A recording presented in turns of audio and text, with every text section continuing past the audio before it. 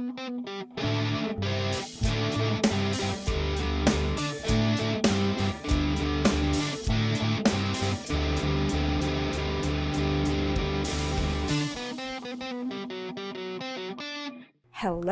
my name is Gray. And my name is Crystal. And this is Bust the Asian Beauties, a supernatural commentary podcast where I, someone who has seen this show several times, and I, someone who only knows about the show through social media, discuss every single episode of Supernatural from start to finish. Also, we are both Asian. Both Asian. For today's episode, we will be discussing Season 4, Episode 10, Heaven and Hell. Boring-ass title. The most low-effort title in the entire world. Written by Eric Kripke. No. Directed by J. Miller Tobin. Wait, this was a Kripke? He was a Kripke. Only writes, like, 2 a season, and it's usually the opener and the closer. Like, he bothered, like, descending the earth to meet the mortals for 410, and it's, like, no, not even, like, that good. I'm assuming this is, like, a mid-season situation.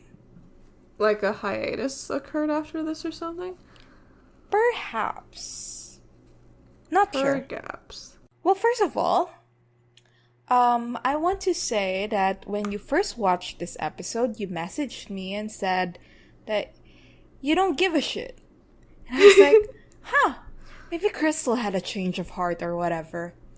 Yeah. Because, like, when you message me about episodes, it's always like, oh, I love this, like, what's happening, or I hate what's happening. It's never like, I do not give a single shit about this episode. But I would say, especially for an episode written by Eric Kripke, this episode is so not supernatural. And I think a big part of it is it's not a case episode. That's true. So it just doesn't feel like an episode of Supernatural. Yeah, all they're doing is running away from the angels, running away from the demons. Like, okay, whatever. Like, what's happening? Who cares? Yeah, like, I mean, the thing about Supernatural is it is so reliant. Like, the vibes of the show are so reliant on the episodic nature of it. So when you take away the episodic nature of it, like, obviously this episode cannot exist without the previous one, you know? Yeah. And when you start taking that away, it kind of, like, removes an essence of the show that I personally really like. And, like, later on in the show, in, like, season 14, 13, 15, like, it is more understandable. Because that's, like, of a different era already. But here in season 4, it is jarring to have an episode that's, like, not a finale episode, but is a two-parter. And it feels a little bit like, I don't care, because there's not a case, and I'm used to a case, and I'm used to the format, and it's not following the format, you know? Yeah. And it literally isn't. Yeah. It also literally thought the isn't. reveal at the end was so cheap, cheesy, overwrought. Who give a shit? No, because, like, the thing is, I knew it was coming just fundamentally. But I also knew specifically that it was gonna be this episode, because in Yellow Fever, when Eric Kripke was like, there's gonna be a reveal in episode 10, like, I knew that it was this reveal, and it was happening this episode. I mean the reveal about the torture. Sorry, I meant the reveal that, like, oh, this was their plan all along to bring the angels and demons together. So like, fuck off. corny. No, it wasn't. It literally wasn't. Dean like, sold them like, out for real, here? and Ruby wanted to sell them out for real in my heart. It's so corny. It's so corny. This episode, kinda not good. But let's get into it. What did you know about this episode before you watched it? So I knew we'd have, like, the Anna Angel reveal, and that the vial of her grace would show up, and at some point she would smash it and become a full-blown angel. And obviously I knew about Karsek's hand on window, which is, you know, every AMV maker's favorite clip in the entire universe. And that, like, it would come after, like, Anna was revealed to be an angel, and after, like, Dean in some way shared about the hell torture with her. So they're like whatever at their like most authentic selves, and then they continue to have no chemistry as they have Parsec's hand on window. I hate it. Yeah. Can we just get it out of the way? I hate how they did the sex scene. I hate the precursor to it. I genuinely thought it was so weird, like the way it happened was so odd. And like I didn't catch who was the writer at the beginning. And like in the middle of the episode, I was like, I don't really want to look it up right now. So I was like, the rest of the episode, it was just brewing in my head, like, who could have possibly written this so fucking weird? Like, I'm gonna bring up your deepest trauma, and then I'm gonna proposition you situation. And you know what? It was Eric Kripke. I should have known. It sure was. Yeah. Also, Yeah. I didn't know who the writer was until you said it, which may be clear from how I reacted. But yeah, this episode was so mediocre to me that I didn't bother looking up the writer. So we had slightly different but similar experiences regarding that. Well, at least he gave us Parsec's hand on window. So it that truly my was Parsec's hand Meg on window. X Kelly AMV could flourish. That's gonna be the title of this episode. For real. Okay, well, let us begin. We start first with A Road So Far, which is like, it's nothing, it's whatever.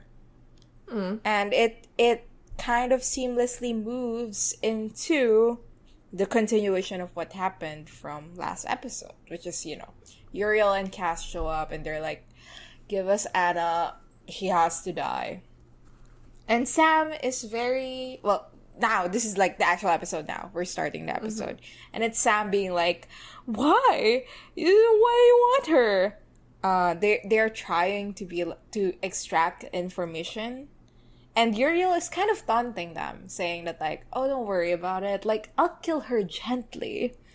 And, oh, I love this. Like, you guys are heartless sons of bitches, you know that? And Cass just goes, as a matter of fact, we are. And? Love that. Love that. Yeah. Cass doesn't have any lines this episode, but he has such an interesting presence. Like, he barely says anything. In fact, he says nothing of, like, substance. Did you notice that? He doesn't say anything that You're right. matters. Yeah, but everything that he is to say is conveyed in looks and, like, being the prettiest angel alive while being strangled to death. He set the record for that. Yeah, he did. Good for him. And that is all of his contribution to this episode. He doesn't say anything, and it is such an interesting way to do his character. I keep on saying that every time he shows up. I'm like, what an interesting way. Well, but like, it is very interesting, right? Like, yeah, I agree. What are we supposed to take from the fact that like Cass doesn't say anything that is revealing or anything? Like, it's all Uriel. And, like, there is some kind of, like, reason why they do it like that, which Uriel says later, right? Like, there's a reason why Cass is not around.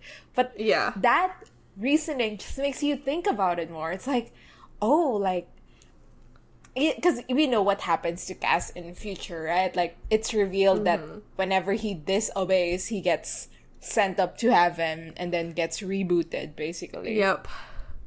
And, like, the way Uriel words it later, we're just skipping around this episode. But basically, Uriel says, right, like, oh, like, Cass is fond of you, and that's why he's not the one talking to you right now. He has this weakness. He likes you. And, like, it makes you think, like, oh, is he being punished for that right now? Is that why he's not here? Like, is that why he's so quiet recently, like, in this episode? Because, like, after the Sam Hain situation, like, he got booted upstairs. Like, it makes you think. Makes you think. Makes you think. Well, anyway, Cass says that, like, Anna is not innocent. And Uriel says that, oh, Anna is even worse than this abomination you're screwing, meaning Ruby. Yeah. And Uriel calls her a demon whore before attacking her. Yeah. Sad. Yeah, but also, like, out of character, I think. Like, his insults are more creative than that. Yeah.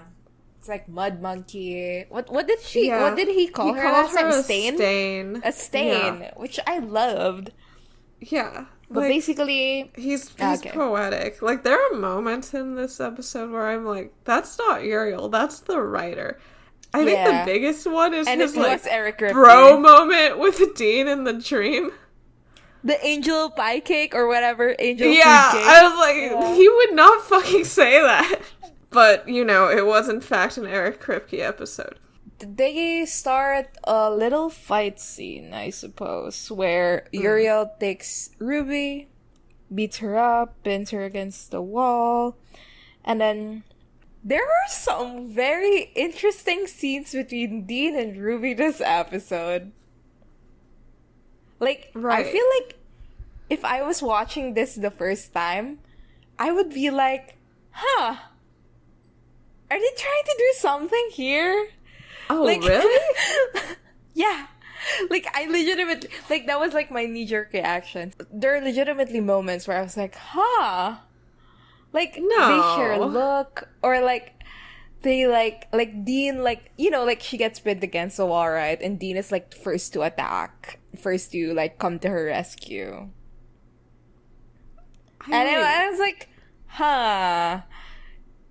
I mean, obviously, I don't think that now, because I know how this show pans out. But I think there would have been a part of me, if I was seeing this the first time, who was like, are they gonna do a love triangle? I think that's a bit funny. I just don't think Supernatural would have Dean steal Sam's girl. That doesn't seem like no, but like, that's fucking hilarious, though. But it would be fucking hilarious. Yeah, I just assumed all of this was like his complete change of heart since hearing how she saved Sam's life. Blah blah blah. Like, they're just hammering that in. Against the screen, like, while I was watching this, I went, oh my god, he's unmisogynized, and he literally did unmisogynize.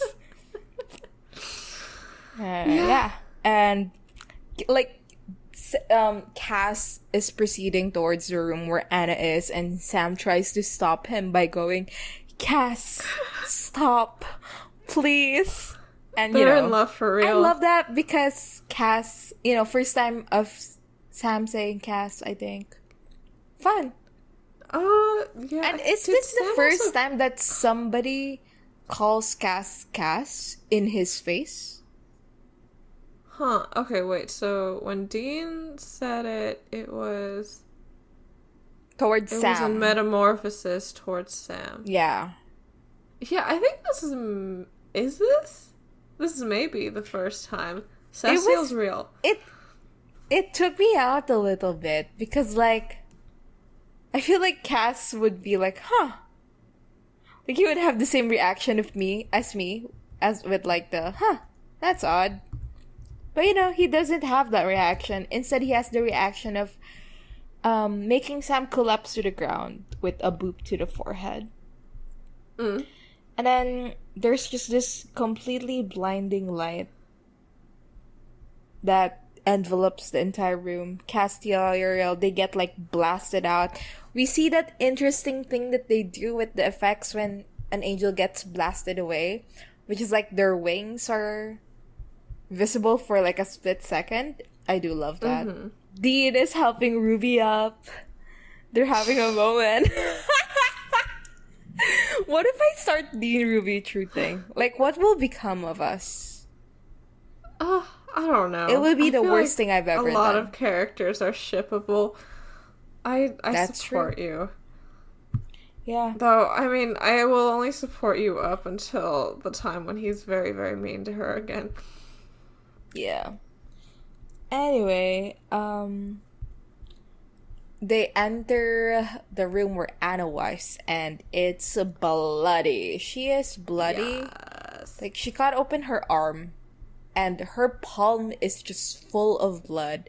And then we pan to the, like, mirror that's in front of her, and there's bloody sigils on it. Yep. And basically, Anna is saying, like, I don't think this killed them. I sent them away, but, like, I don't know how I did it. I just know how to do it, and then I did it. And then that is the end of our intro. Indeed it is. Ugh.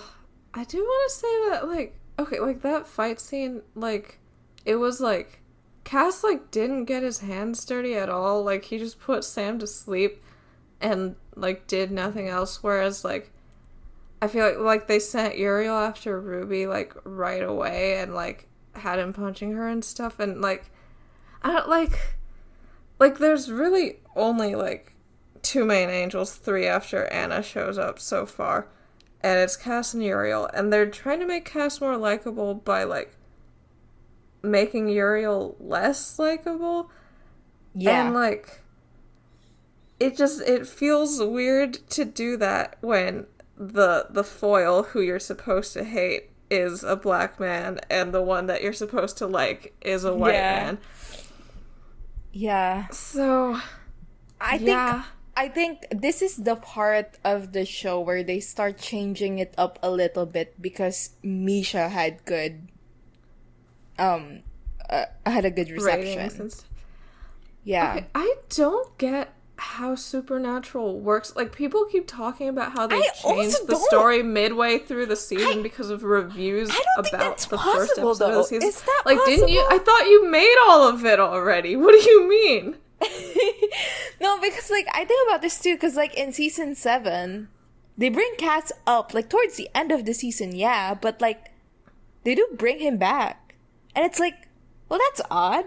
They just completely rewrote, like, the end of that season to accommodate Cass coming back.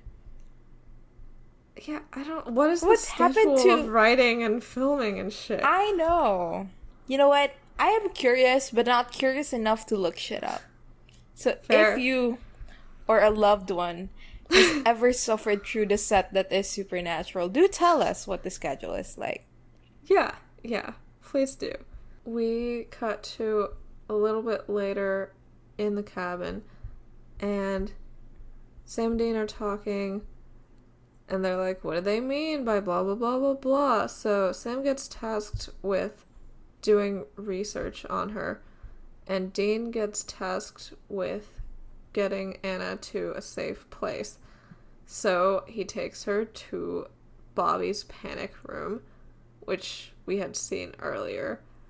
And, like, the Ruby shot can is, like, enter! Yeah, no, the shot is that, like, Anna's sitting there, and Dean's, like, talking and saying, like, hey, like, because of all the iron walls and the salt, like, demons can't even touch the joint. And then we just, like, pan over to Ruby standing outside with her arms She was crossed. like, it's kind of racist. Which is, again, like, they're aware of the implications of the things that they are doing in this show.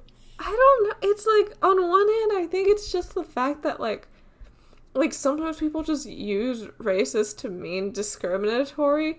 Like, they just consider it, like, a synonym, which I think is pretty annoying because racism is, like, a specific thing with specific mechanisms that is different from, like, fantasy racism or whatever. But yeah, next, like, if they're saying this, like, are they aware? Are they aware that killing monsters is bad? Hello, Eric Kripke? Yeah. Ugh. So she tosses them some hex bags that will apparently hide them from angels and demons. And Dean says, like, thanks, Ruby. And there is, like, a moment when she's like, what? Dean's being nice to me? So, I mean, I guess I could see where you're coming from, but I guess I just considered it, like, them hammering in the 409 change of heart. And yeah. According to Anna, there is absolutely no talk on Angel Radio at all. Anna's like, okay, so, like, we're in a bad spot. You guys are all scared, right? And I think, like, Dean and Ruby exchange a look, and Dean's like, no. But then, Sam shows up, and Dean leaves, and he tells Ruby to keep an eye on Anna, which did automatically make me insane. Like, the fact that, like, Anna is, like, trapped in this, like, iron tower for her safety, and Ruby is, like, a loyal knight who's guarding her, but, like, is physically unable to go inside and touch her. Like, that, too, is Yuri, and it literally is. It literally is. We're at Bobby's, like, the living room area, and Sam and Dean, there's a plot thread that starts here, which is where they're talking about, like, where the fuck is Bobby? I don't know, it's such a weird thread. Yeah, I don't get it. Is it a joke? Or, like, he really is in the Dominican? They say he's at hedonism. What does that mean? What is that? And later, Sam, like, Dean goes, like, get him out of hedonism. And I was like, what is happening? Like, is that the name of a club? Is it? I'm gonna look up hedonism Dominican and see if anything comes up. Now there's there's a resort called Hedonism in Jamaica, but I'm not getting anything from the Dominican Republic. So, well, it's just odd in general. 'Cause let's say there is a resort called the Hedonism in, like, the Dominican Republic, right? Mm-hmm. Like, why are Sam and Dean privy to that? Is this just, like, a Hunter, like, stop? Like, oh yeah, Hunter's going on vacation. They're going to the Dominican Republic, hanging out in the Hedonism. Like, what? I don't know. I think that the resort in Jamaica is sort of famous because it's like, I don't know, people are saying it's like an adults themed resort, so, like, maybe it's just like something Dean would know about. I guess that is the implication, because like Dean says, like, he's at hedonism, like, wearing, like, a trucker cap and, like, swinging at a hammock, and Sam goes, like, oh, now, like, that image is in my brain forever. Oh, and it's like, the idea is that he's only in the trucker hat, I see.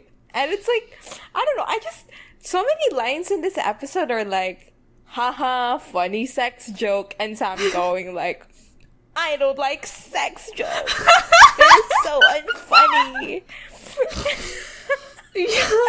And right. Of course, Eric Kripke originated you're confusing real life with porn again. Yeah. Anyway, what they find on Anna is that, she has parents. Well, we know and that. Then... They were super dead last episode. It's so funny when they start this bit, because it's like, yeah, this is her parents, and it's like, yeah, they're a pretty normal family, what's new? But, like, what's new is that when Anna was, like, 2 years old, she had, like, quote-unquote, she'd get hysterical anytime that her dad was close to her, because she believed that she had a different dad, and that her real dad wanted to kill her. Yeah, which is so interesting. It is interesting. Like, my first reaction, like, as this information was being relayed to me was, oh, when she was 2 years old, did her, like, dad get possessed?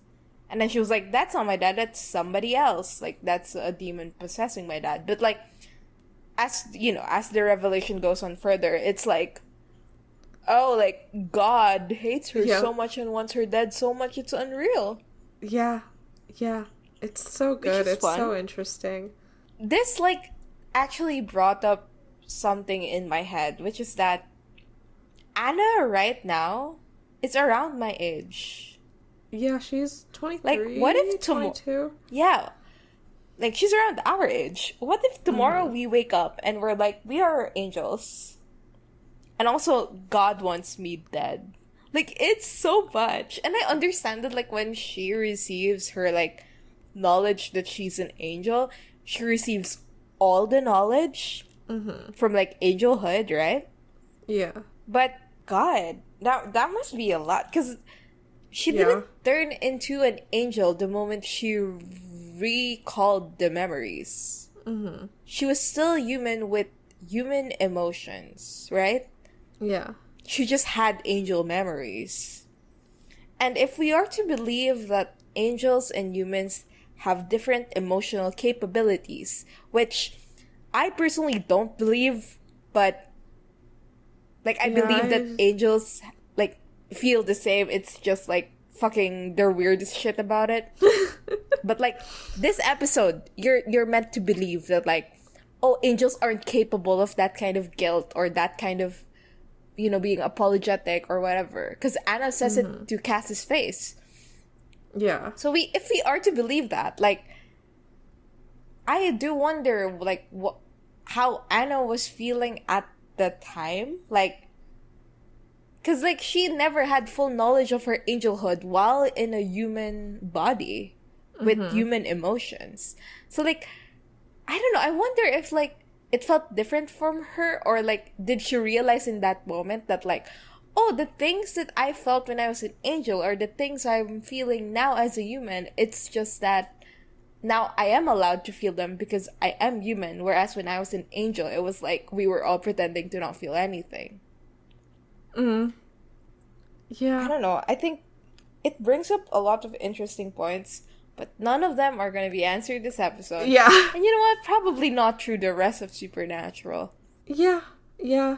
I mean, she's a woman. She can't have complex thoughts. What are you thinking about? It is like, because angelhood in Supernatural is one of the most interesting things that they do, mostly because they don't do it. Like, they don't know what they're doing. And you know that, I think it was last episode, there was a review that was like, oh, like, the thing about the angels is they don't know what they were doing, and like they just made it up as they went. And like, I think honestly that's what makes it so fun, because like obviously now they're building up this plot where it's like, oh, the angels don't feel the same as humans, and then later they just go like, yeah, probably not. But like that kind of back and forth is what makes it so interesting to think about. Hell yeah. Hell yeah. Though, I feel like they also, like, combine, like, Cass becoming more, like, quote-unquote human with him losing more of his grace. So, like, I feel like they do still want to go with the, like, angels don't really feel exactly the same as humans do. Which is, like, fine if they don't. But, yeah, I don't know. Yeah, I mean, the casting is interesting because he becomes human and then regains his grace. So, like... Yeah. Like, this becoming human fundamentally changed your processing when you become an angel Buck again. Lemming sure thought that it did. Buck Lemming was like, now that Cass is a human, he's a heterosexual male who wants to fuck and suck. Yeah. Anyway. Whatever, we'll get to that horrid thing when we get to it. This is the bit in the episode where the dude, you're confusing porn with reality again bit starts. With just Dean being like, ha ha ha, who actually is her father, the plumber? And Sam's like, shut the fuck up, Dean. But yeah, they're just saying, they're exchanging about how like, oh, I wonder what Anna is hiding. Like, what does it all mean? And then Anna, like, shows up. And Ruby's right beside her. Yes. I love just goes, women. why don't you just ask me to my face? And then they ask her to her face and she says, I don't know.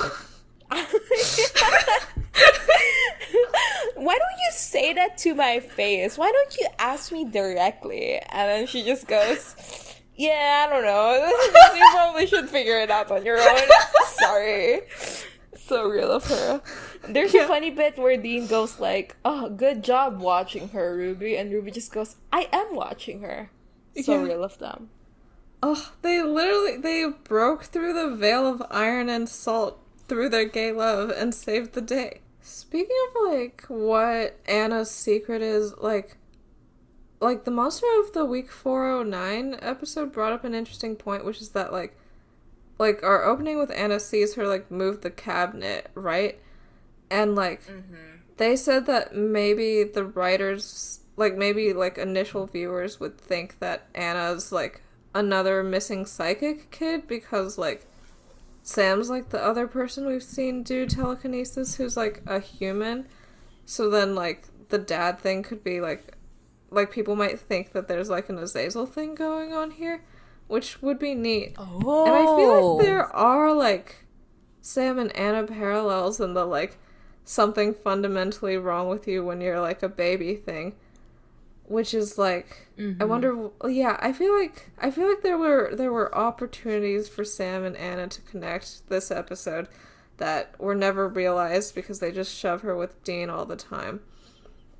Yeah. But, like, I don't know, like, the like, one time that they do talk is when he's sort of, like, trying to interrogate her in this scene, but also, like, trying to be gentle about it. And, like, I do want to know if he's like, wow, she's just like me for real at any point. I mean, you know Sam. He thinks that of everyone. That's true. He sees anyone, he's like, just like me for real.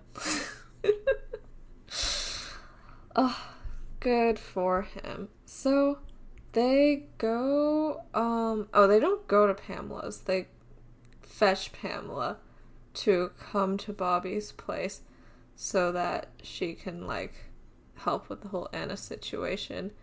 And Sam, like, goes up to say hi to her, like, in a way that you would, like, talk to, like, a spooked horse, which is, like, yeah, which I think is a result of him being ableist.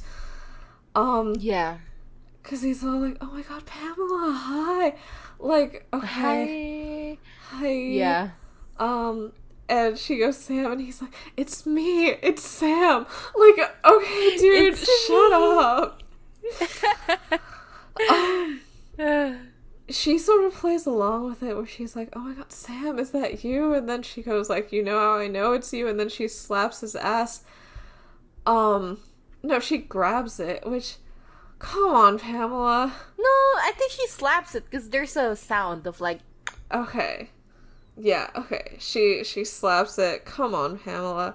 I know this was, like, established as her main personality trait in Laz Rising already, which was another Eric Kripke special. I guess Pamela's probably just, like, an Eric Kripke OC that he's like, what if there was a MILF? And, like, you know, I can respect that most of the time, but, like, come on, Pamela. You know, I wouldn't classify her as a MILF necessarily, but she is, like, giving, like, oh, this woman is older than Sam vibes. And, like, you know, like, in media, there is that stereotype of a woman who's, like, older and, like, oh, she's, like, a cougar, like, hypersexual, blah, blah, blah. And, you know, it's tired of it. And they do it a lot in Supernatural. They're obsessed with MILFs, like, going up to Sam and being like, hey, and Sam being like, nah. No, you're old and ugly and smell bad. So... Yeah. Like, at some point, she, like, do you remember that one? It's like, oh, older women is like, they... or like fine oh, right, wine. they age and like Sam a fine goes, wine. Like, I'm lactose intolerant. I'm lactose intolerant. He's so fucking funny. Yeah.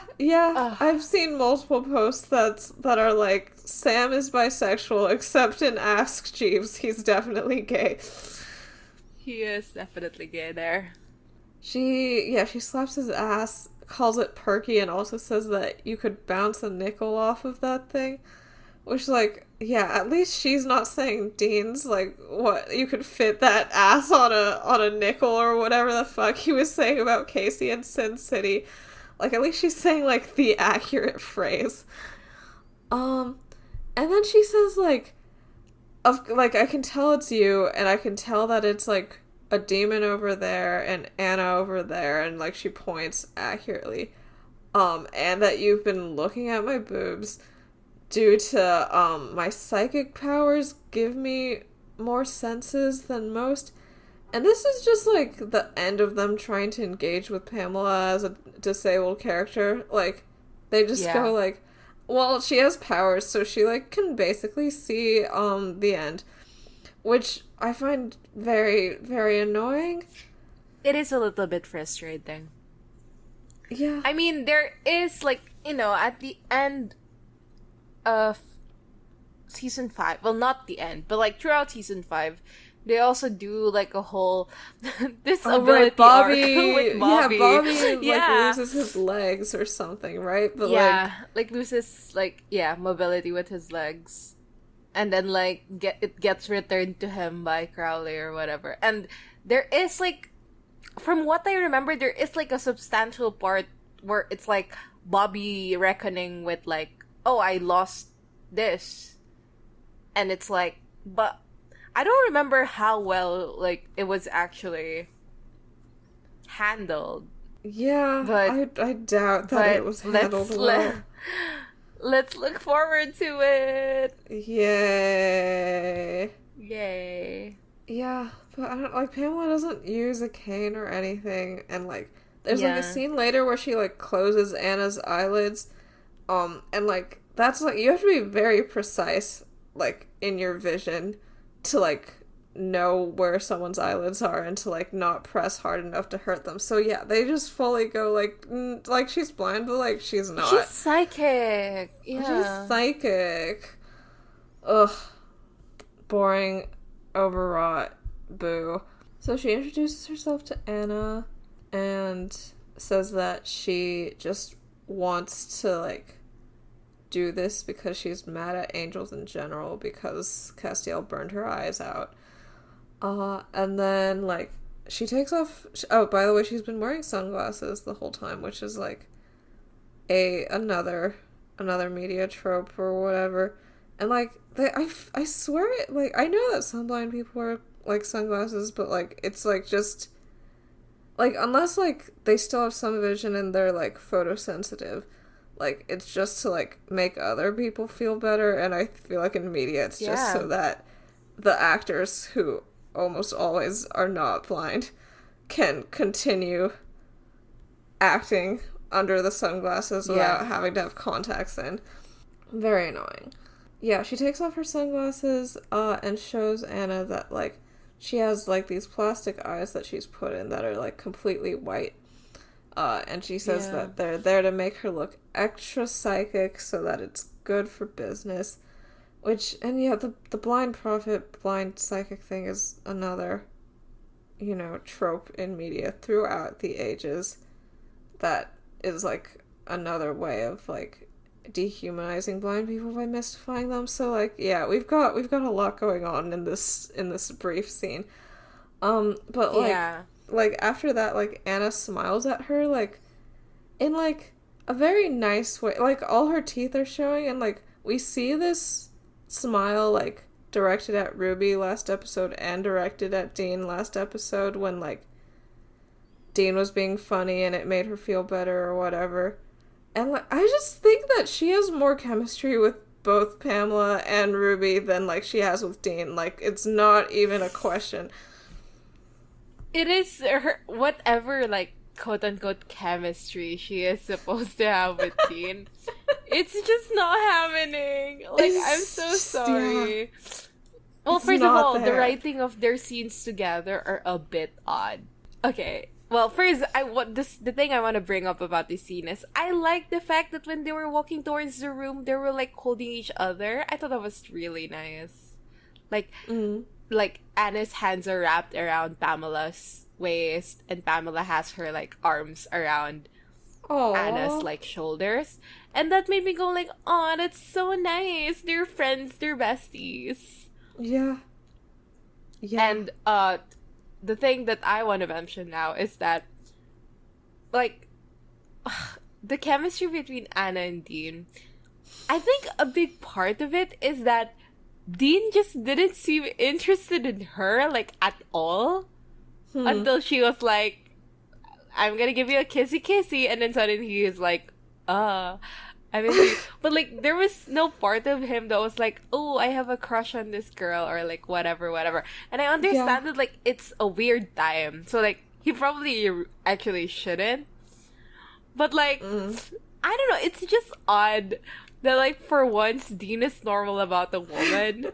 Like they had like a heart to heart earlier that wasn't tinged by anything. Like it wasn't like there was no end goal of like sex or whatever in that conversation.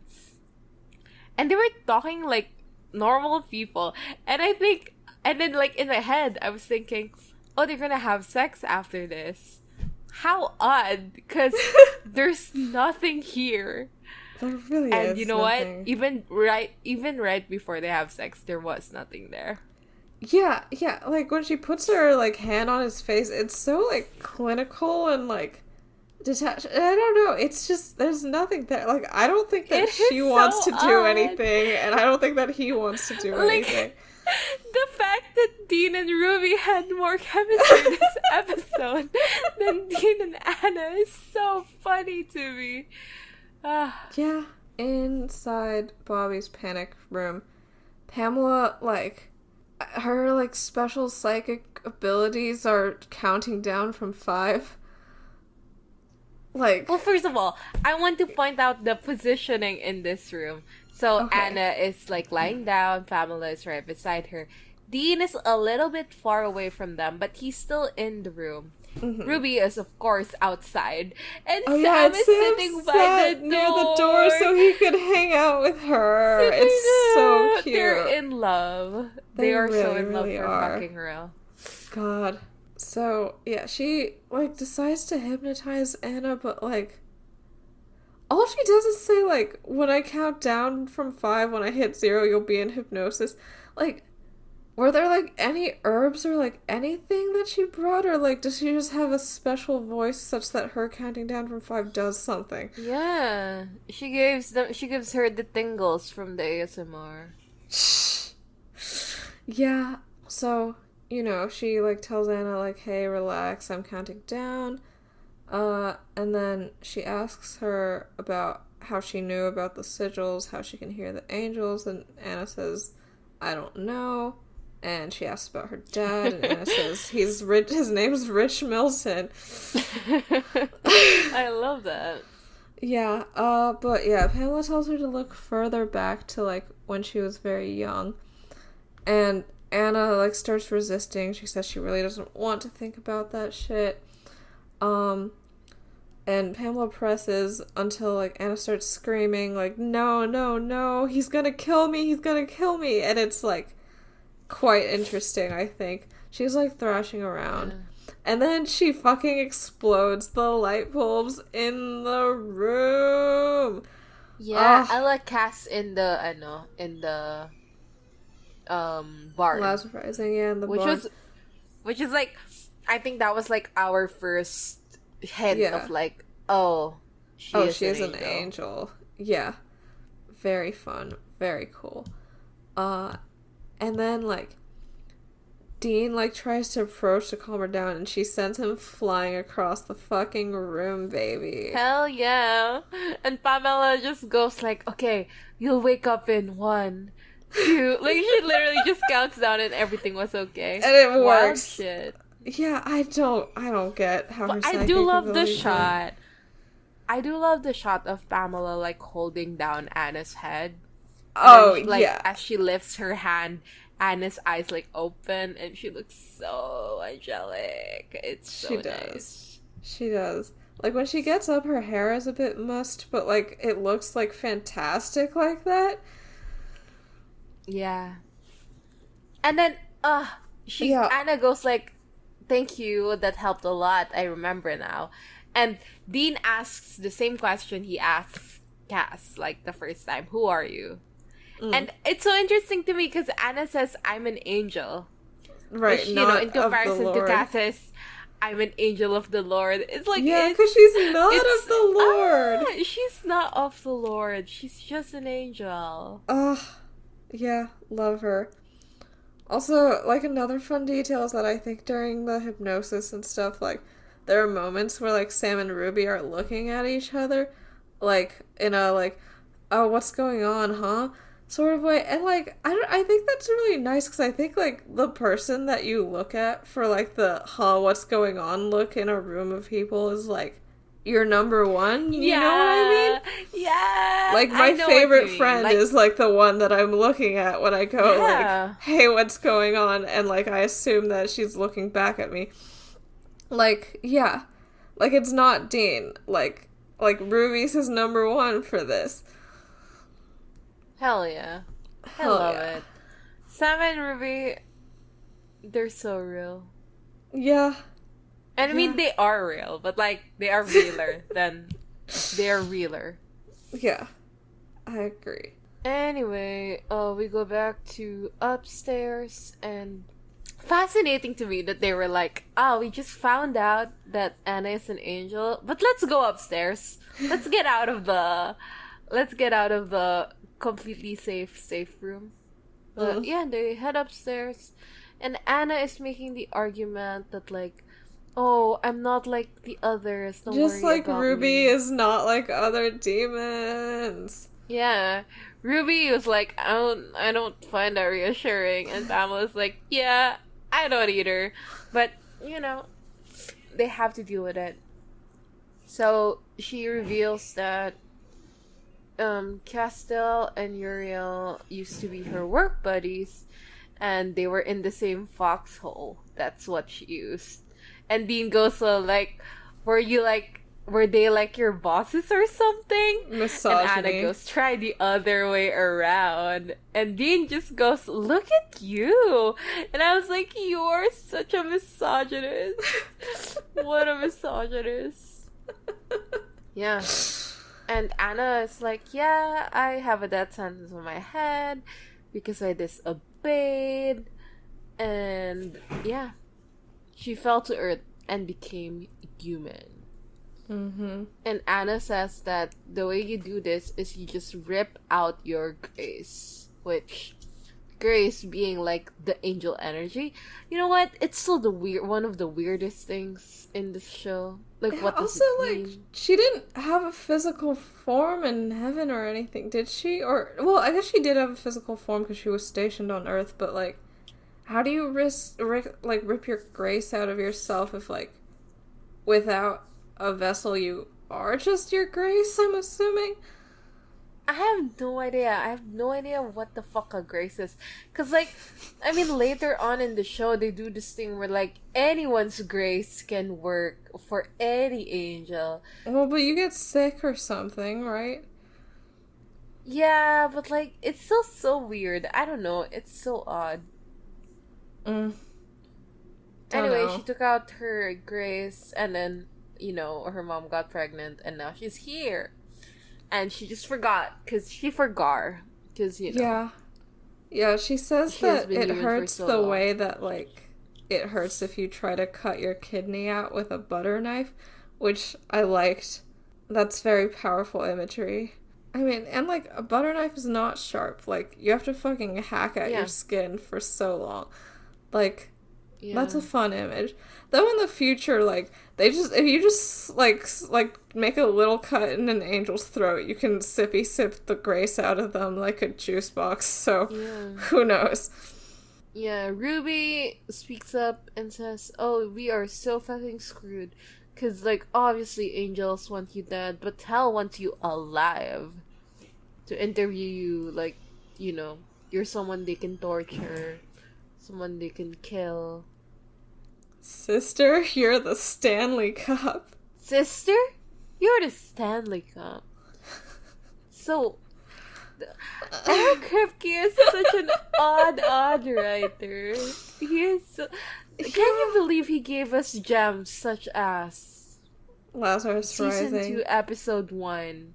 Yeah, In My Time of Dying was very good. In My Time of Dying is still one of, like... I would say... Like, of all the episodes we have taken up in this show, it's gotta be, like, my favorite thing to have talked about. Yeah. Like, that ep was amazing. But still, it's Eric Kripke. He's not winning things right now in this episode. Yeah. Anyway, Anna's like, well, I'm just gonna get back my grace. and Dean makes some weird reference that's like, oh, you're just gonna take some divine bong hit and then you're Roma Downey. And Anna was like, yeah, you know what? I respect that.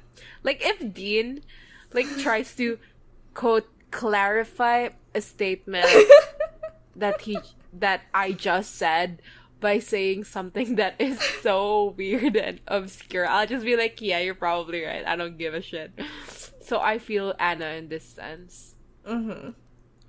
Anyway, Anna was like, yeah, I don't know where my grace is though, because I was in fact falling 10,000 miles per hour. And Love Sam was that. like, oh, you were literally falling? And she was like, yeah. And Sam immediately went, ding, ding, ding, ding, ding.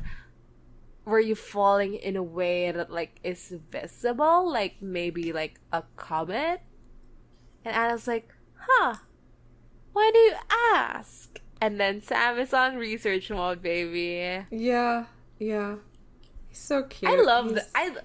Like, usually when they do, like, a Sam, like, oh, Sam's so smart thing, like, it feels like a bit odd the way they do it. But this one I actually really like. Like, I like it because it, like, oh, he's such a quick thinker. And also he just knows, like, a lot of obscure shit. Yeah. Like, Yeah. my bet here is that Sam dated an astrology gay. And then he was like, oh, yeah, there was a comet, huh? And it did retrograde, whatever. And then now he's just keenly aware of, like, the weird comet because it did, in fact, affect the astrological situation of 1985. That is true. Yeah. I love that. Yeah. Love that as well. Yeah, he's in Bobby's library with Ruby because they're in love. And he finds a record of a meteorite that vanished in the night sky over northwestern Ohio in March of 85. And that was like 9 months before Anna was born. And she was born in that area of Ohio. And Ruby says, "You're pretty buff for a nerd," which I love that. is a fun line. I don't know if she would say that. Maybe she would, but I think it's fun no matter what. And there was another meteor over Kentucky at the same time, so that was probably Anna's grace. You know, they don't really know what to do about that. But then Ruby starts apologizing. Like, she says, like, I'm sorry for bringing you, like, this whole mess, because if I'd known that heaven and hell were after this girl, I just wouldn't have told you about it. She calls the two factions Godzilla and Mothra.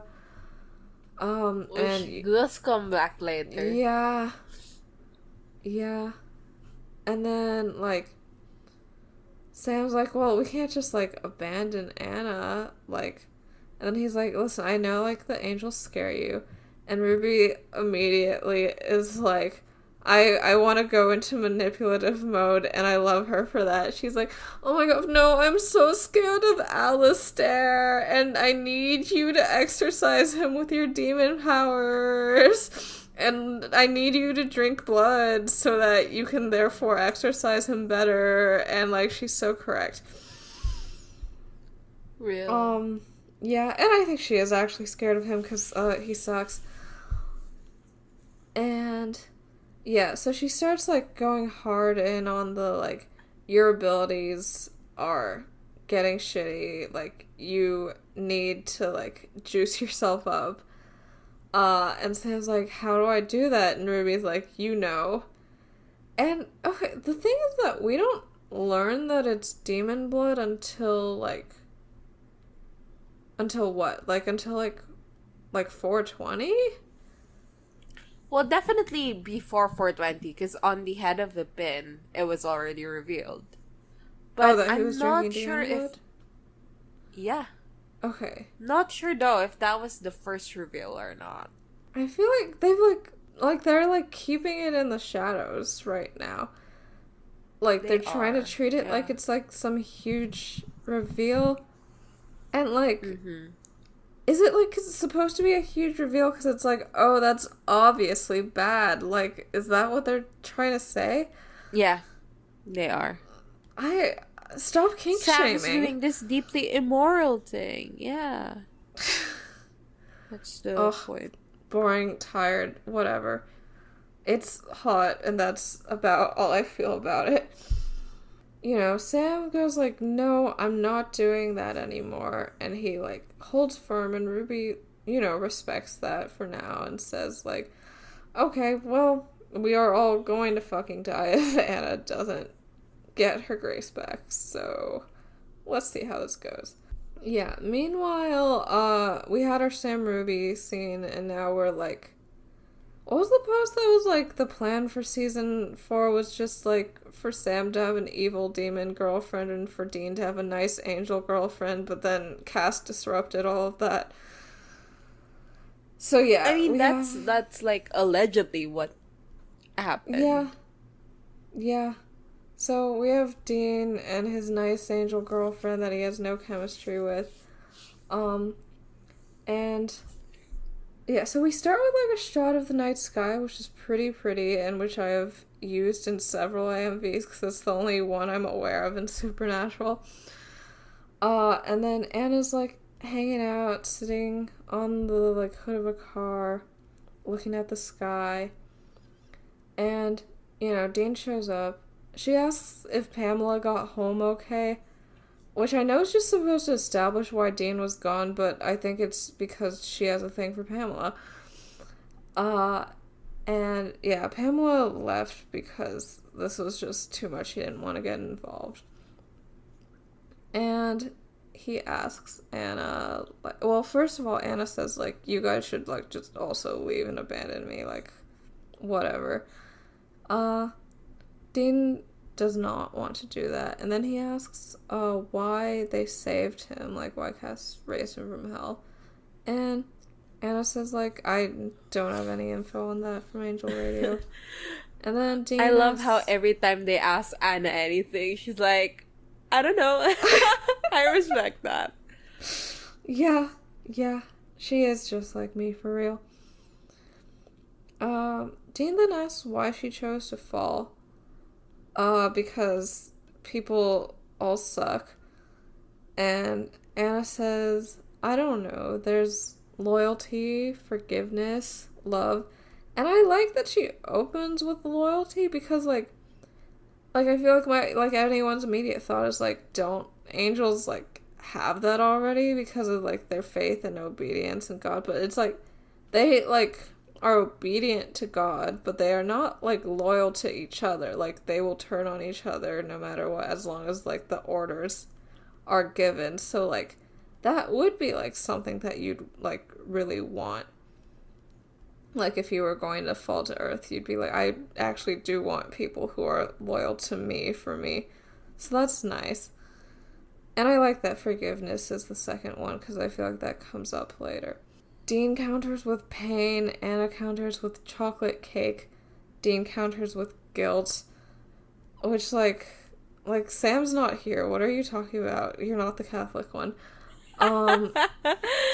He literally expresses so much guilt later in this episode. Whatever. Like, he's not Sam. Who cares? Whatever. And then Anna counters with sex, and Dean's like, ha, you got me there. And I guess, like, that's supposed to be foreshadowing.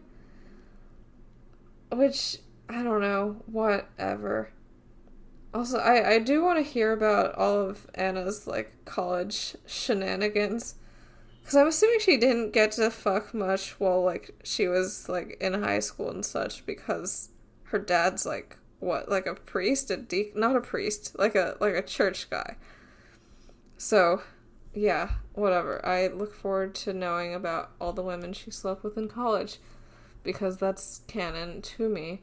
She goes on and says, like, the reason why she fell is for, like, every emotion, even the bad ones, and she'd give anything not to go back. Which is odd, given that she's currently, like, looking for her grace to become an angel again. Like, is go back, like, physically become an angel again? Or, like... No, yeah. Like go back to heaven? No. Becoming an angel. Okay. Like, the point here is that, like, oh, I don't want to do it, but I have to do it because I have to survive. Yeah. Alright. Whatever. Anna should, like, read a little about nature versus nurture. Dean says, like, oh, well, I hate feelings. Feelings are overrated. And you guys are powerful and perfect. You don't doubt yourselves or God or anything. Which, I guess is interesting. I feel like, if I think about, like, what Dean wants, like, that does, like, those things aren't really top of the list, but, like, the, like, implication of this scene is, like, he, like, really, really desires these things, but, and I guess it's just because of the torturing people in hell that he feels this way. So, whatevs. Yeah, Anna says that, like, angels don't get to choose anything. They only get to obey. And then she says, Dean, do you know how many angels have actually seen God? Seen his face? And Dean says, like, all of you? And Anna says, 4 angels. 4. And I'm not one of them. Which I think is so cool. Like, I feel like I am, like, last time when I said, like, or maybe in 407 when I said, like, yeah, I think it is just, like, the archangels saying, like, oh, hey, guys, God, like, totally said this. Like, that is what's happening. Like, all the orders are just one of the archangels going, like, I want something to happen. I'm gonna tell everyone that God said it. Or is it known that God is missing from heaven? Or, like, is that a reveal later? I think that's revealed in Dark Side of the Moon with Okay. Joshua and Cass looking for him. Cool, yeah. Alright. And that's why, like, he throws the fucking necklace in the trash. Jesus Christ. Truly epic. Truly, like, a fucking necklace of all time. Indeed. Dean goes, okay, well then how do you even know there is a God? And Anna says, we have to take it on faith, which we're killed if we don't have. Who, like, started this thing? Like, which archangel is like, I'm gonna give the order that any angel without faith will be killed? I don't know. Seems like some Michael bullshit to me. So, and then we get the information that Anna was stationed on Earth for 2,000 years. But all she did was, like, watch.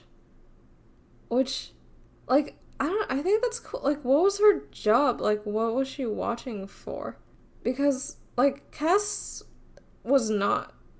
stationed on Earth for the same amount of time? Because, like, if she was his boss, like, were they all, like, just here, like, hanging out and watching humanity? Because I feel like I just assumed that Cass was, like, usually in heaven and only came down for, like, Lily Sunder and this. But, like, was he actually, like, here the whole time? I have no idea. But there is the implication that he was down more than he thinks he is because of That's all true. The mind memory wipes. wipes. Yeah.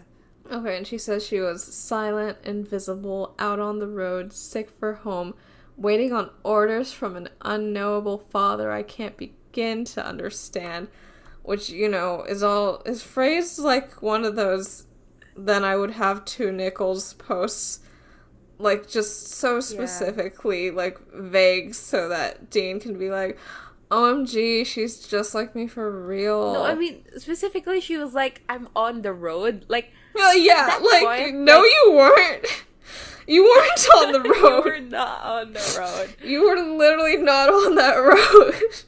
Like, sometimes the fact that this is the Sam and Dean show and every character is a mirror is, like, interesting to me.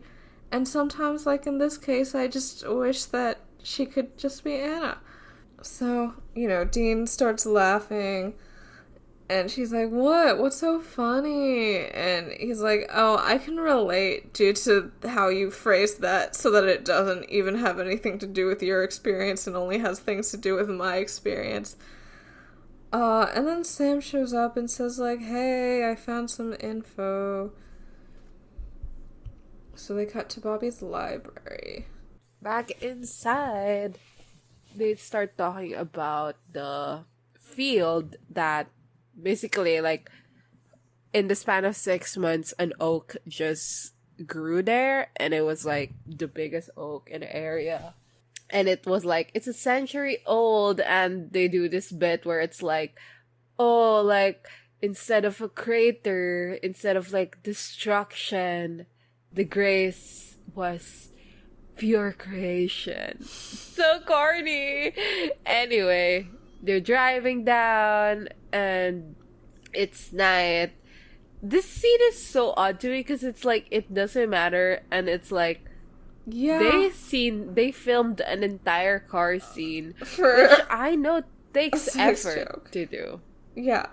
But they filmed this solely to make this joke of like, Sam and Dean are in the front seat and Ruby and Anna are in the back seat, and Dean just goes, huh, so funny. And Ruby's like, what is it? And Dean's like, yeah, it's just an angel and a demon riding in the back seat. It's like a setup to a bad joke or a Penthouse forum letter, which I have no idea what that is. I'm assuming it's some form of pornography. Yeah, let me look up Penthouse forum just to... And like, the thing is, it's so nonsense. It's like, what is the point here?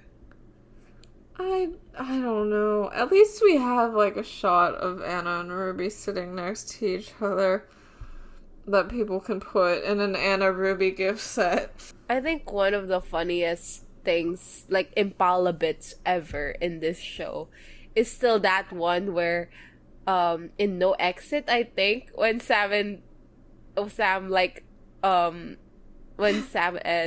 Joe are in the back seat, Yeah. and Ellen and Dean are in front, Yeah. and it was that your typical like, oh, like the person you respect should be like in the front seat, and then the kids are in the back. Yeah. Like, that's legitimately what it felt like, and I thought it was so funny. And you know what? Good. This one, it's nothing to that. That's peak comedy. That's peak car comedy. Mm-hmm. But yeah, they arrive at the field, and there's just a beautiful oak. And it looks so like fantasy land. It's like, wow, there's an oak. There might as well be waterfall on the side of the oak with how beautiful this all is. Yeah, there's like And- moss on it. It looks great. Yeah. Anna approaches it, and the grace is not there. Somebody has taken it. Yeah. We're in like some barn that they're in for shelter. And they're all like panicking a bit and trying to come up with plans. And you know, Ruby says like Anna like can't protect us. So yeah, we could maybe fight like one side of heaven or hell, but we cannot do both. And then apparently on radio, on Angel Radio, there's like a looped recording that says like, Dean Winchester gives us Anna by midnight, or we hurl him back to damnation. And Sam Hell yeah. immediately goes like, Anna, do you know of any weapon that works on an angel?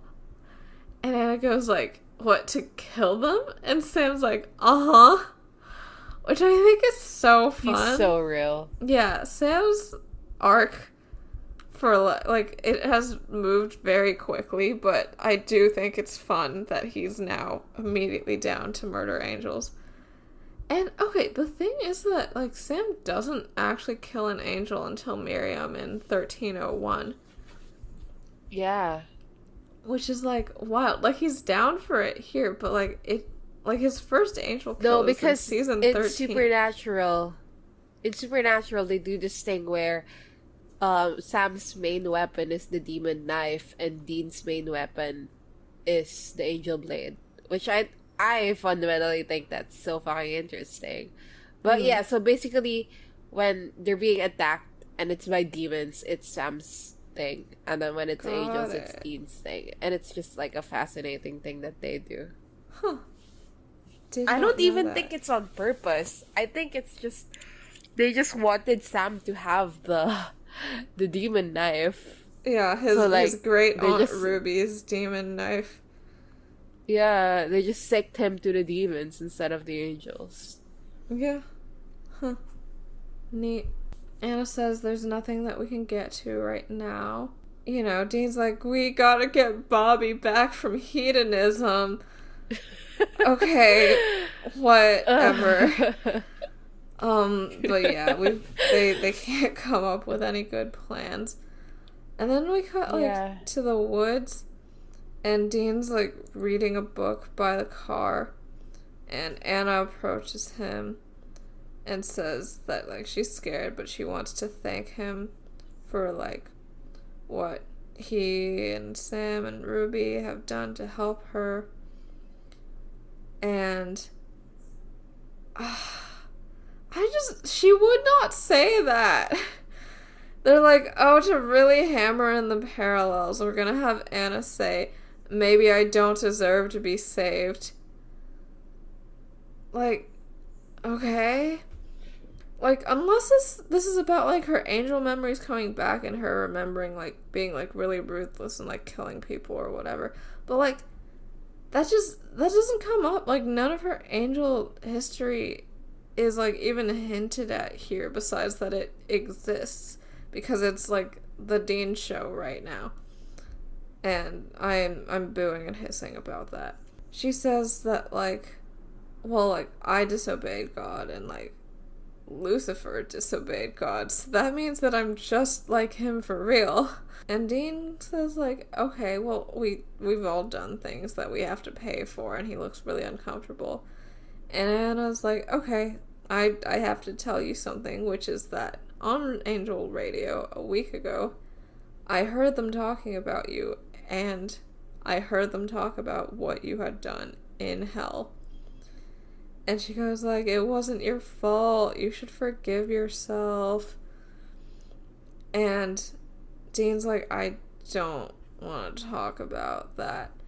And then, like, she says something about how, like, oh, like, when you can talk about it, you can talk to me. And she puts, like, her hand on his face and says, like, you're not alone. Which I guess is what Ruby said before she kissed Sam, right? Something like that. Was it you are not alone? Yeah, I think so.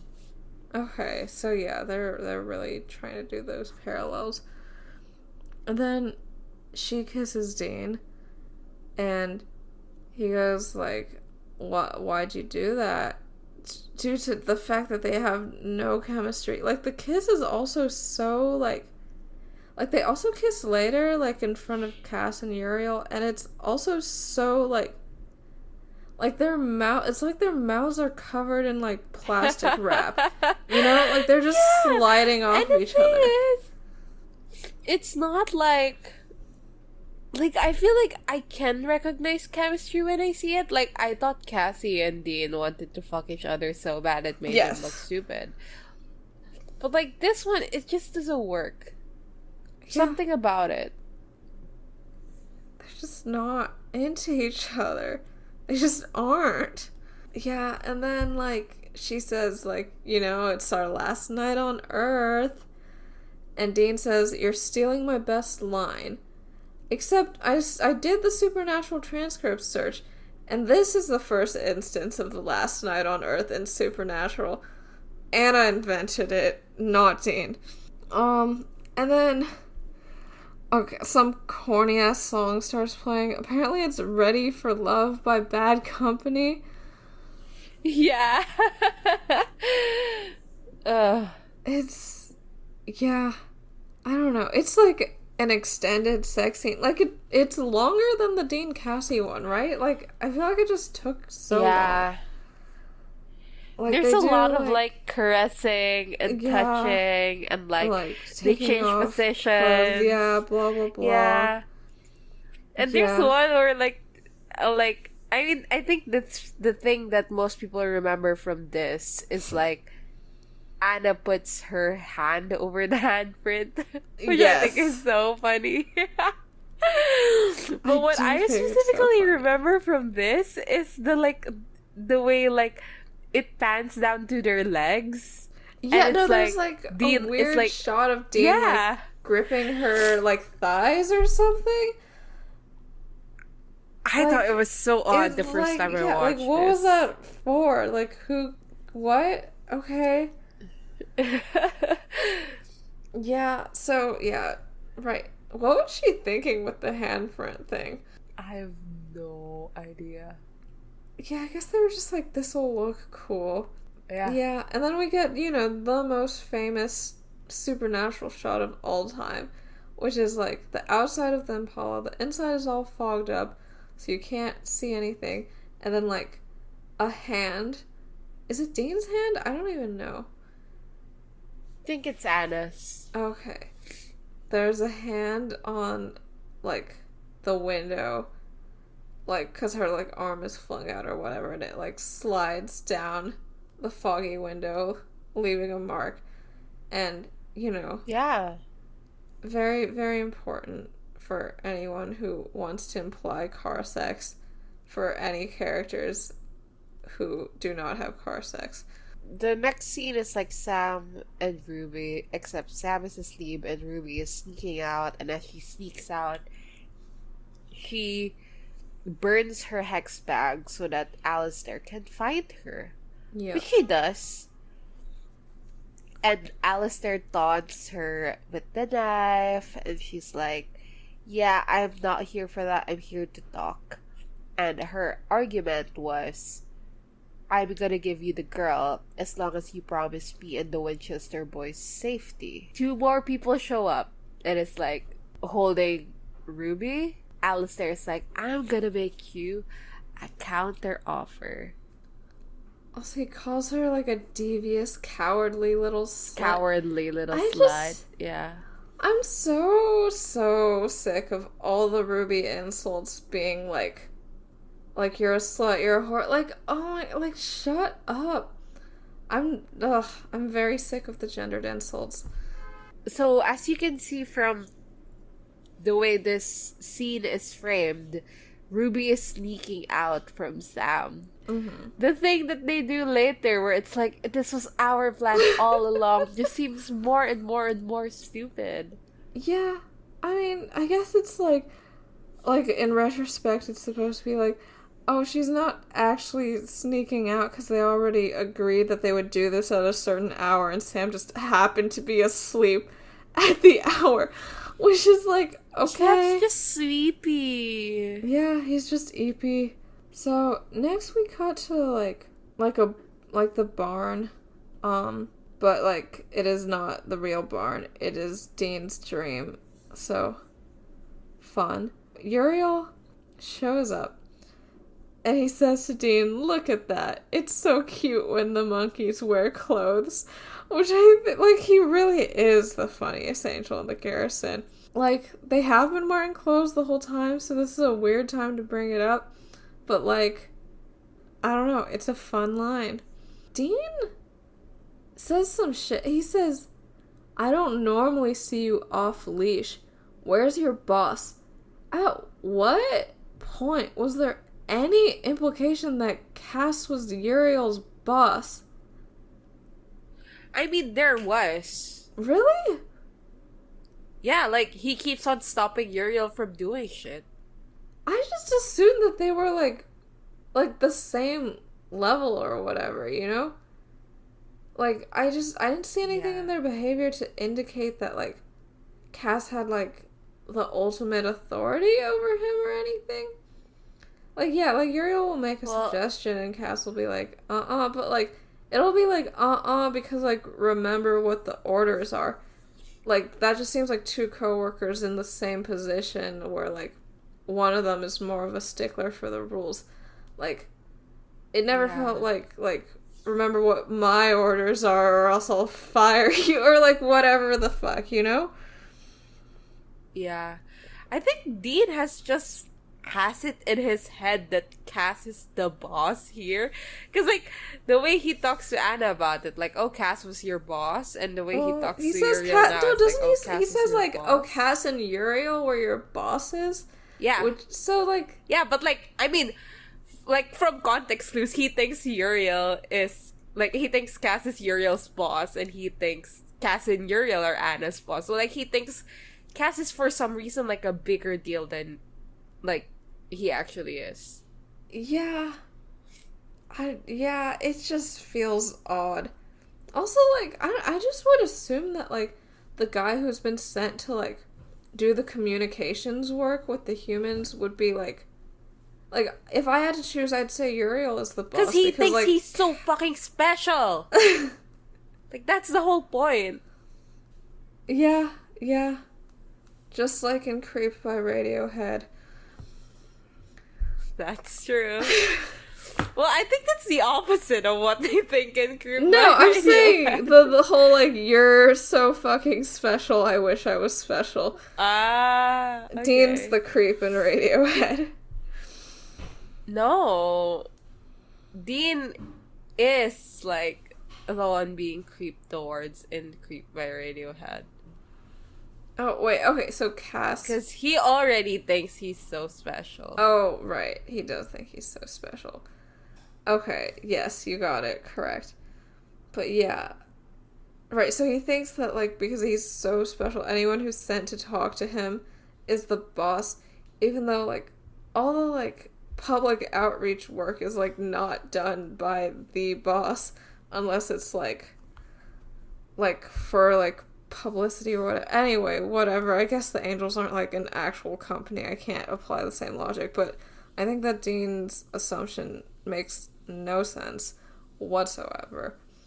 And this is, like, the second time that, like, he's assumed that, like, someone was a boss, and, like, I don't think they are, but I guess Supernatural does think that Cass is Uriel's boss?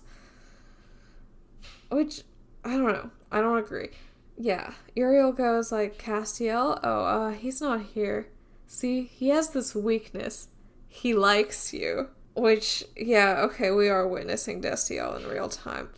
And, you know, he's like, okay, give us Anna. And Dean's like, no, because she has her grace back, so, like, she could, like, totally beat your ass. And Uriel's like, no, she doesn't, because I have it in a necklace around my neck. And he makes the bad move of showing it to Dean so that he knows where it is. Anna committed a serious crime, and so she cannot be forgiven. She cannot be an angel again. Uriel's like, she's not even human, technically, so why are you protecting her?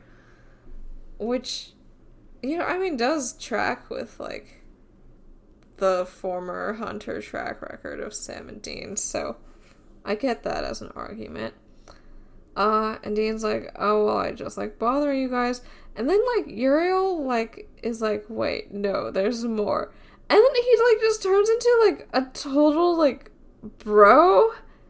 Like, he's, like, chuckling. Whatever and going, the fuck they're doing with Uriel this episode is so odd. It is so odd. He would not fucking say that.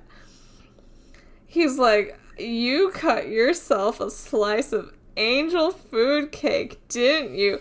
And he's, like, chortling and slapping Dean on the back and, like, doing, like, chest bumps with him and buying another round of jalapeno poppers.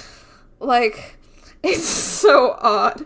Dean, like, says, like, who cares, you're junkless down there like a Ken doll. Which, this is just, like, an insult thing that he's doing. It's an odd thing to say, but Dean says odd things all the time. But, like, he knows that Cass is possessing, like, a real guy. So, like, wouldn't Uriel also be possessing a real guy? Like, it, like, most likely there would be whatever, who cares? Dean wins if I think about what he says. And Uriel threatens to put him back in hell, because he says that this is a whole lot bigger than the plans we have for you. Which, what does that mean? Like, Uriel is bluffing, right? Like, they do need Dean. Like, getting Anna back is not actually that high of a priority for them. Yeah. Okay. So, Dean's like, okay, throw me back in hell. And Uriel does not. And he says, like, I just have to know where to apply the right pressure to get you to give Anna up. And then we cut. I know later, like, Anna says, like, oh, like, they must have said that they would kill Sam if you didn't give me up. But, like, Is that, so that's the implication? Like, we're just supposed to take that? Yeah. Okay. It just didn't feel particularly like that was implied in any way, but whatever. It was all their grand it's like a hidden thing. Like, it's like, oh yeah, oh, bullshit. Okay. Yeah, whatever. And like, it was their they grand didn't have to say it. Yeah. They didn't have to say it. Yeah. Anyway. We are at the fucking torture chamber. Is this the inauguration of the fucking boobstrap torture table? The boobstrap! Which is like... We are at the boobstrap torture chamber. It's like one of the worst things Eric Kripke has ever done. Yeah. And it originated from him. Yeah. Yeah, basically, Alistair's there, torturing Ruby. He's saying a bunch of shit like, I don't like it here on Earth because like there's no like flayed meat or whatever. But you know what? Let's just stay here and like whatever. Like he's just taunting Ruby. Yeah. And then at some point if they put her in a little German boy blunt and smoking outfit for this, maybe I wouldn't be so mad. What the hell are you talking about? I'm talking about the table that Dean got strapped to in Monster Movie. Okay. Yeah, anyway, Alistair was like, oh, so now are you gonna tell me where Anna is? And Ruby's like, no, because if I tell you, you'll kill me. But you know what? I'll show you. So, we're back at the barn. And Sam's like, where's Ruby? This is getting stupider and stupider every, like, in retrospect. Anyway. Well, yeah, I mean, the implication here is, like, oh, because, like, she's supposed to be back by now for, like, the plan. Yeah, I suppose so.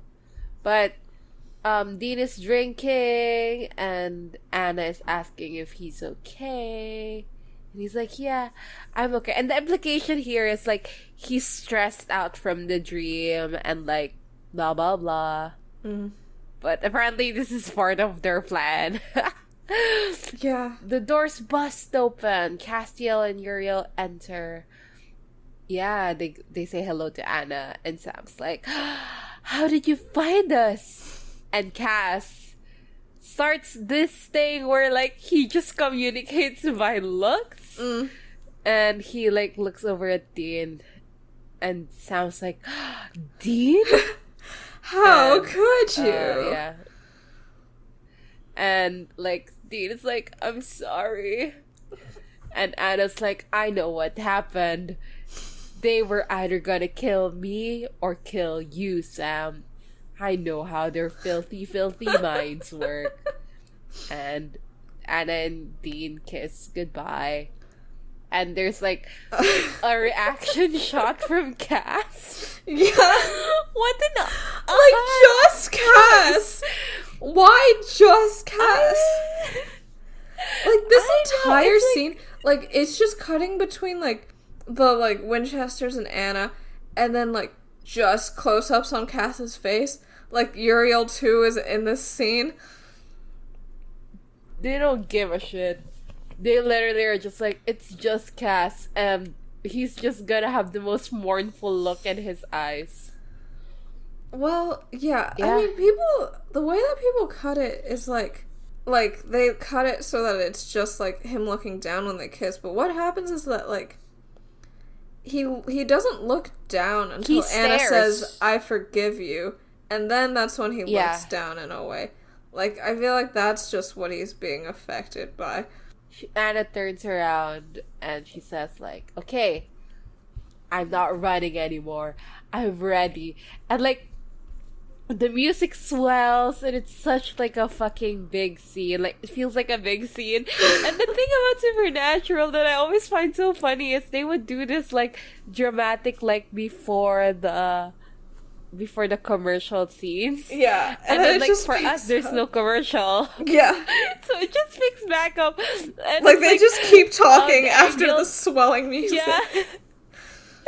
And, like, the angle of the camera changes, so it's, like, from a close-up to Anna's face to, like, just, like, a wide shot, and it's always the funniest thing. Yeah. Cass says, "I'm sorry," and Anna, reiterating the whole, like, angels don't feel the same thing, goes like, you don't know the feeling. Cass is saying that, like, still, like, we still have history despite all that. And Anna goes like, I know, but, like, orders are orders, so whatever. And then suddenly, Alistair comes in, and then he has two demons that are holding Ruby. And, like, the way that the blood is placed on hers, it's like, it looks like it's like on her lower abdomen. Mm-hmm. Like, all the bleeding is from her lower abdomen, which is such, like, a visual. Like, it's such a, like, oh, like, this, it's like such a violence against women kind of, like, visual. You know what I mean? Yeah. Because, like, that's where your, like, reproductive organs are located, like your, like, uterus and stuff. Mm.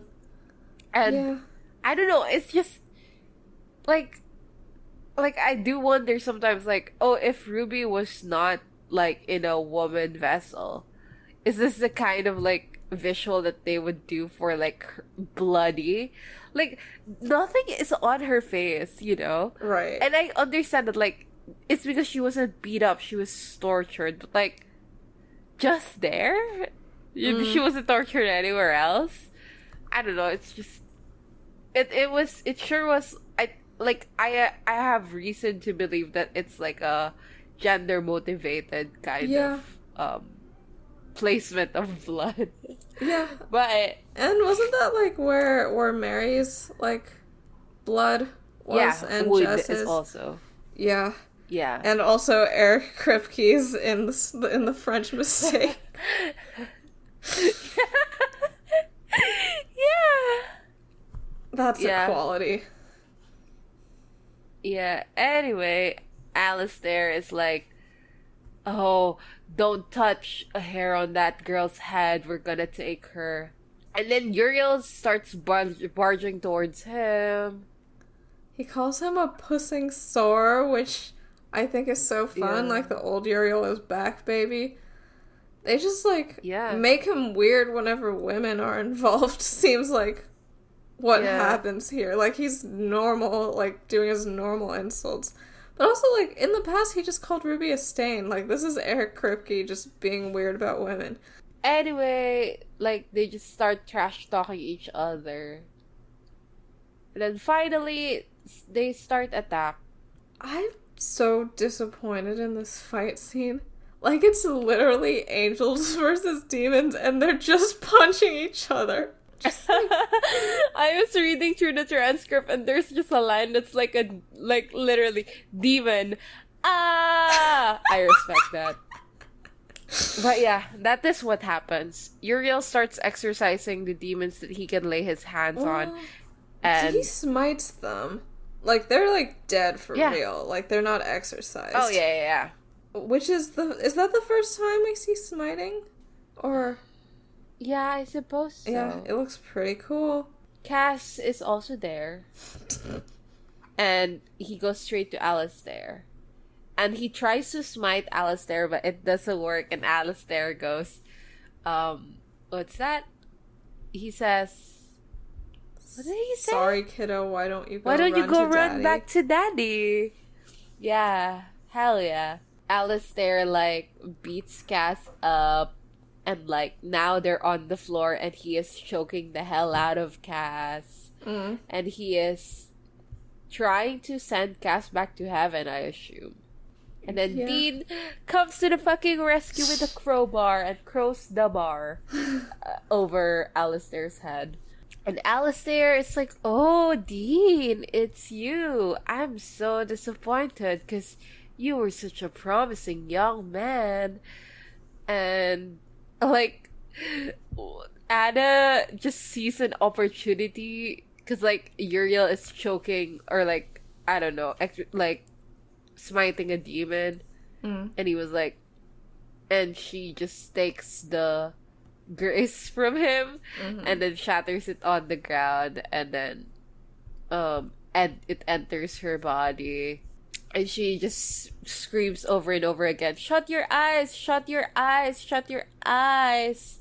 And then a very bright light happens. And now she's an angel. And she has also completely disappeared. Yep. And Alistair disappears with the bright light. Alistair? Oh, yeah. Like, he gets, like, disappeared because of the angel grace, I assume. Yeah, yeah. So they have the knife now. I mean, Cass does that, remember? Or, well, remember, but, like, he does that. Okay. And it's one of my favorite scenes. It's in season 8, I think. And, like, he just lights up, yeah. he just lights up. And, like, the threat was, like, the demon or whatever. I think it was Crowley or whatever. Something stupid like that. Uh-huh. Like, it was like, oh, you're not gonna do it. And then Cass just goes, like, try me. Or, like, you want to bet or something. Uh-huh. And then he just lights up. I love that. Good like, for him. if you light up and you're an angel, you can expel a demon. Good for you. Good for you. Dean taunts Uriel. He's like, oh, are you gonna run after Anna? Or are you scared? Whatever. Cass, like, stops Uriel and then looks at Dean. And then they disappear. Now that I think about it, if the plan was to let the angels and demons fight it out so that Anna could escape, like, Dean broke from plan by, like, taking time to save Cass. Well, I guess love is real. And then, they just go like, oh, it was Sam's plan all along. And then Sam goes like, oh, Anna must be so happy now that she's an angel. Which is such a funny thing to say. Like, she literally did say, like, I stopped being an angel because I was so miserable. Did she say Like, it to him, though? I don't know, like, yeah, she said it to everyone. And, like, Pamela, Okay. Ruby, like, everyone was there when she said that. Well. It was like, okay, well.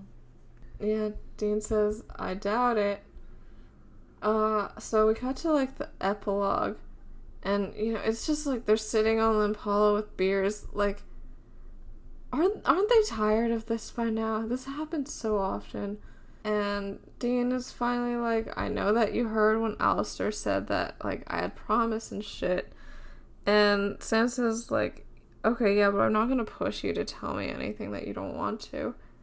And then Dean finally does open up. He's like, it wasn't 4 months. Like, 4 months on Earth was around 40 years. And Sam reacts in the most underwhelming way possible. Where... It's like, oh, damn. Yeah. He just, like, shakes his head and is like, my god. Like, that's what you say when you, like, hear a story about, like, someone's cousin's cat getting run over, you know? Like, he's just like, oh, that sucks. Alright, and Dean's like, okay, like, the way the torture works is, like, basically they, like, slice all of, like, your flesh and stuff off of you, and then probably also chop up your bones or whatever afterwards, and then, like, that's a day, and then at the end of the day you get, like, made whole again so that they can do it again. Oh, and then he said that, like, at the end of each day, Alistair would come over and say that Dean could stop being tortured if he started torturing other souls.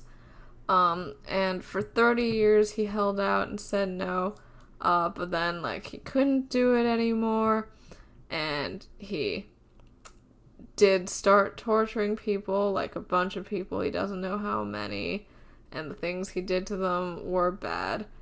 And he's, like, crying or whatever the fuck, I guess. And Sam's like, hey, man, like, 30 years is way longer than anyone else would have held out.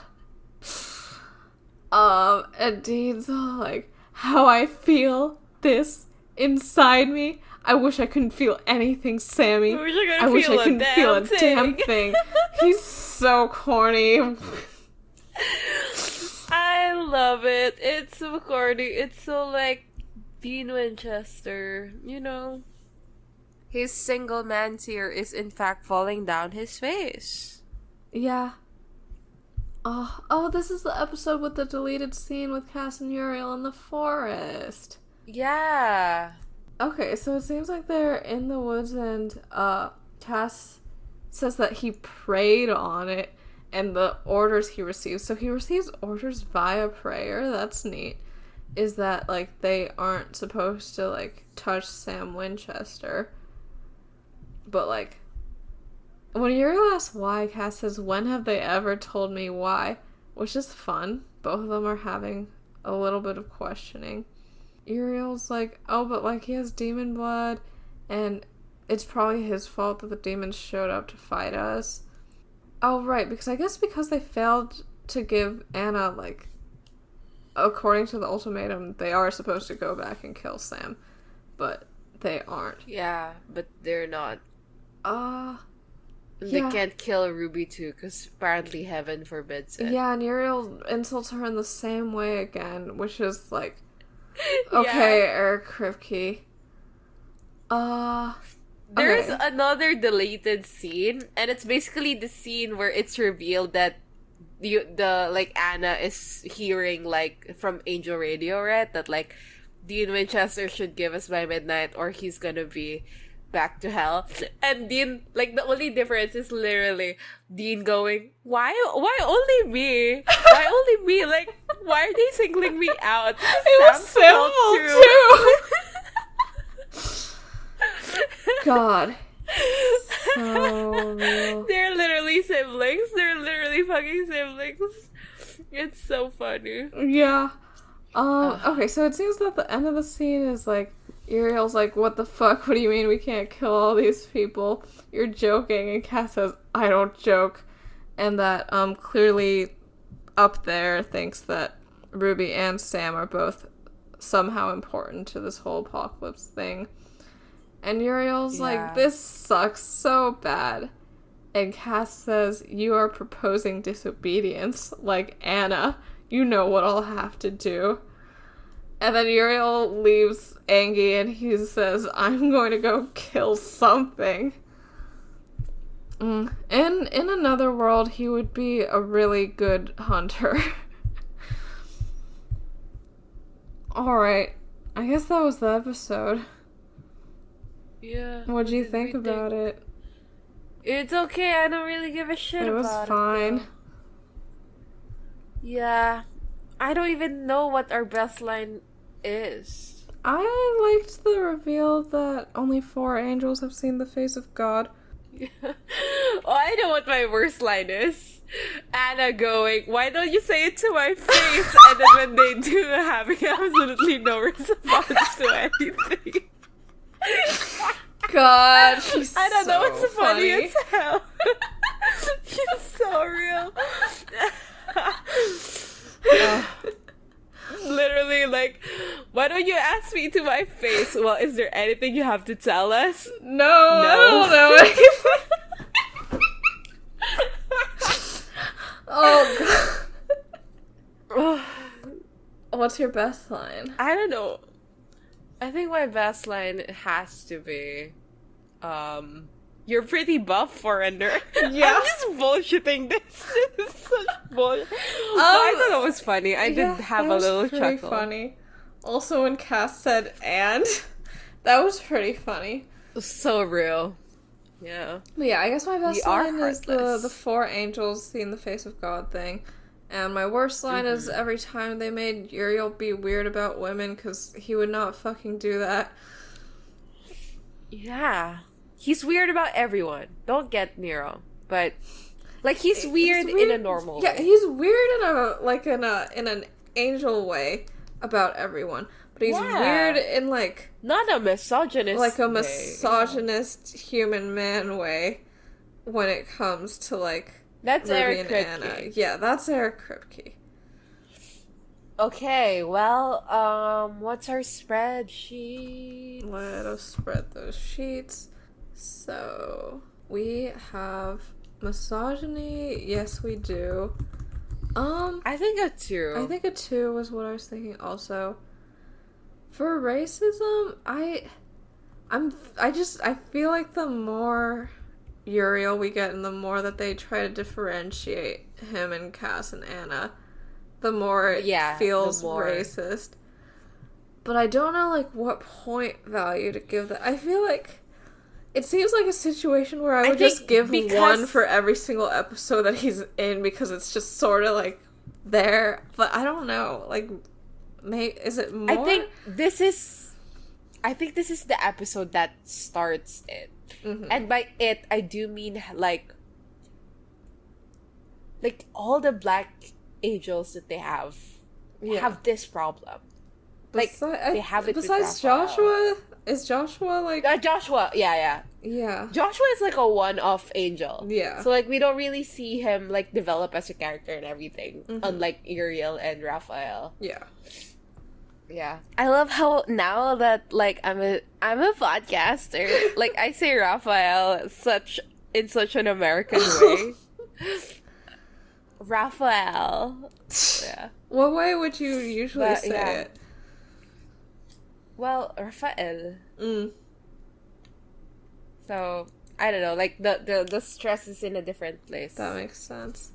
Okay, yeah, this episode starts the trend of black angels and supernatural being antagonistic, and yeah, I don't like, there are elements of this where, like, yeah, they give him misogyny against white women, which is something that we saw in both Gordon and Henriksen as a way to, like, make you dislike this black man.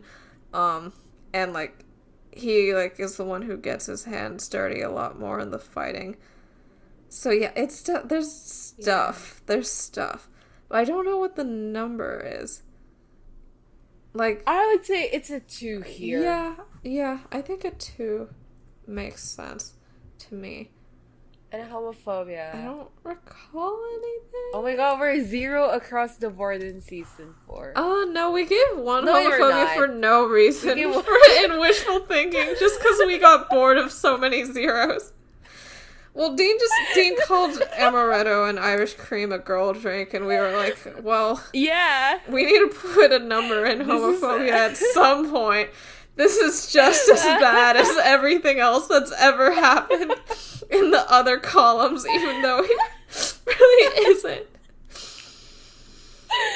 Okay, well, We put it so there. those are We don't our take back spreadsheets. points. Okay, now let's do our IMDb. Alright. Well, it's weird because I know what you did last summer only got an 8.6, even though I think it was, like, pretty cool. This one, I think, is an 8.3. I'm gonna guess an 8.4. I feel like some people will be like, it's so cool how they, like, one-upped them, blah, blah, blah, blah, blah. Of course Sam would come up with a plan like that. Oh, so corny. Okay, let me check. Holy shit! What? It's an 8.8! For what? Sick. This is one of the worst episodes of season 4. No, it's not. Bro. Ugh. But it's definitely a letdown after 409. I don't know. Everyone's just like, yeah, this happened. It's- Which is what I feel about this episode. Like, yeah, it sure did happen.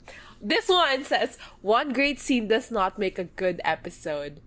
What was the great scene? I swear, most people who rate this episode highly are almost exclusively thinking about Dean's It Was 40 Years. It is one of the best scenes in the show. Acting, writing, directing all come together to make a heart-breaking scene. Unfortunately, nothing else in this episode is worthwhile.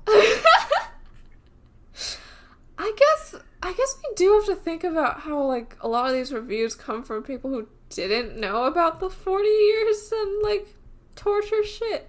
So, like, this is a bigger deal. Like, all the reveals that were like, blah, blah, blah, yeah, here's the episode where it's revealed, like, they don't know. So maybe it does seem neat, but also, like, it's been heavily hinted at. Yeah, no, okay, this person agrees with me. The fact that it's the same ridiculously overpowered people involved who could snap their neck with a twist just end up fist fighting. Hate it. As the mythology develops, angels and demons become more pathetic. Yeah. everyone is saying that the sex scene was bad. Good. It was bad. And, like, a lot of them are saying that it's corny because of the hand in the car window, right? The hand in the car window is very important. It is important. People hate the demon angel shit. This person is like, oh, each episode drags on after the introduction to the demon angel war. And this person is mad because, like, you should be faithful to the Christian Oh yeah, I interpretation, saw that blah, blah, blah. person. Yeah. Right, like, heaven is a holy place without sin, not some horrid battleground with political agendas. That could never happen. It's wild. Okay, there's someone who, like, I think made an account just to say this, because their account is Anna Shade, and they say that they don't like Anna because she has driven kind of a wedge between the brothers. I don't think it's technically supposed to be there, but it is. They were kind of separate through both episodes with Anna. Like, okay? Is this a wincesty? This person is mad. This person is mad that Dean helps Ruby, like, even though Sam is unconscious, like, a few steps away. Deserve. I don't give a shit about Sam. That's so funny. Huh, this person asked where's the humor of the 2 first seasons? What do you mean? Was it funnier in the first 2 seasons? I have no idea. I mean, it's obviously not. Yeah. You know what's funny? I was thinking about this the other day. Because I saw this post that was like, oh, I was so happy when I was in high school. Like, I wasn't happy at the time, but in retrospect, I was happy. Oh my god! Like, I feel like that's how I feel about, like, season 1, 2, and... Yeah, no! Like, at least season 1 of Supernatural. Yeah, I'm like, oh my god, season 1 was so good. And then I remember that, like, Bugs and Route 666 and, like, we were dragging our feet. Like, we sped through that season, but, like, because we were doing 2 episodes at a time. But, like, it was wild. Like, we didn't like most of that season, but now we're like, oh, what a golden season, what a golden era of Supernatural. And, like, we were so annoyed by everything. We really were. There's a lot of, like, negative reviews in this section, even though it has an 8.8. I'm so glad that people are being haters. Yeah. This one says, I don't like the last scenes of sex either. I see them unnecessary, though I know that the 13-year-old girls are charmed with more than anything for seeing the Dean's back. But they fall in love with two But they fall in love with 2 supernatural girls? Why not human girls? It's not serious and is stupid. Real. Right, okay, someone else says, I really don't like the way evil is winning over big time, and if this is the way the series will continue to play out, I will stop watching. You don't like it when people are evil? That's so sad. It is so sad. And the last person's just really mad that Dean said stick it where the sun shines instead of stick it where the sun don't shine. But, like, I think the point of that is, like, the sun doesn't shine in hell. So, like, fuck off away from me. Like, I feel like that's the vibe. Yeah. So, I think they're actually, like, doing a subversion of that phrase, and this person is not getting it. Yeah, I agree. Yeah. Oh, hey. Sorry, I went on the Uriel actor's IMDb because I hope that he's treated better in the future, and he's on 11 episodes of Barry. Like, that's considered a good show, right? Barry? It's, like, the one with Bill Hader in it. No, I know, but, like, I thought you said Barry, Oh, and I was like... no, Barry? Okay, good for him. Oh my god, I just noticed something. What?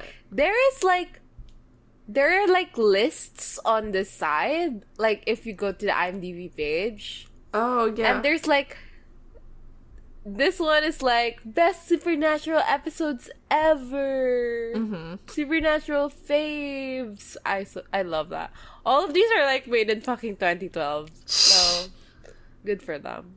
Oh, interesting. The episode title was Hell's Angels until just a few days before airing because, like, they got, like, a copyright notice served. So I guess that sort of explains why the title is so bad. Yeah. That's it for this episode of Busty Asian Beauties.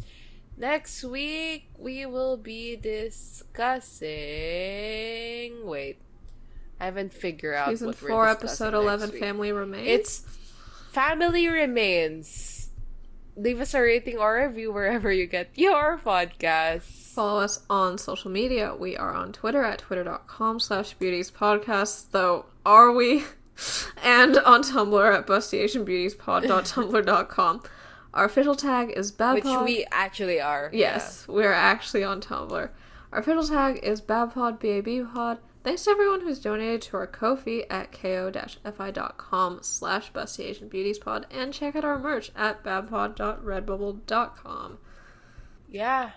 Leave us a... No. If you want to email us, we're at bustyasianbeautiespod@gmail.com. See you guys next time. Bye. Bye.